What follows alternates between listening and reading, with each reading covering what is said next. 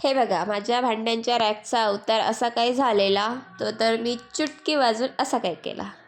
गमतीचा भाग सोडा आणि ते सगळं आवरलं आणि दुपारचं जेवण करायला घेतलं. दुपारच्या जेवणात होते छोले, चपाती, पापड आणि ठेचा.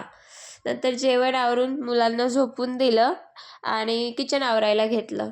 किचन आवरलं आणि नंतर किचन आवरून म्हटलं थोडं आपण पण आराम करा. मग मी पण आराम करायला गेले. थोडा वेळ आराम करून संध्याकाळी हातपाय वगैरे धुवून दिवाबत्ती करायला घेतली. देवाला तर एकच मागणं आहे की माझ्या कष्टाला फळ दे बाबा. आता बघू कधी भेटतंय तर. तुम्हाला माझा थोडा आवाज वेगळा येत असेल कारण थोडं बरं नाही आहे, म्हणजे सर्दी खोकला वगैरे झालेला. तर ते सगळं दिवाबत्ती केली. नंतर संध्याकाळी शेंगदाण्याचे लाडू बनवायचे होते. ते बनवायसाठी शेंगदाणे भाजून घेतले. जेवढे शेंगदाणे घेतले त्याच्याच अर्धा गूळ घेतलेला आहे मी.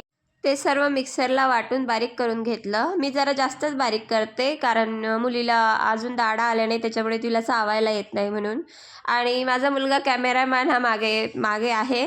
मोबाईलच्या बघतोय की व्हिडिओ येतोय की नाही, मला सांगतोय मोबाईलमध्ये व्हिडिओ छान येतोय की नाही मम्मी. आणि जसा मम्मीने लाडू वळायला घेतला तर कॅमेरामॅन पण इकडे आला आणि दोघांची लुडबुड चालली की आम्हाला लाडू कधी मिळणार आहे खायला.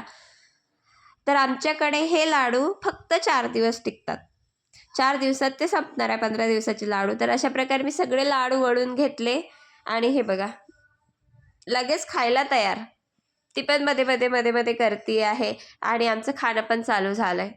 अशा प्रकारे असे झालेत आमचे लाडू आणि आजच्या पुरतं एवढंच. धन्यवाद.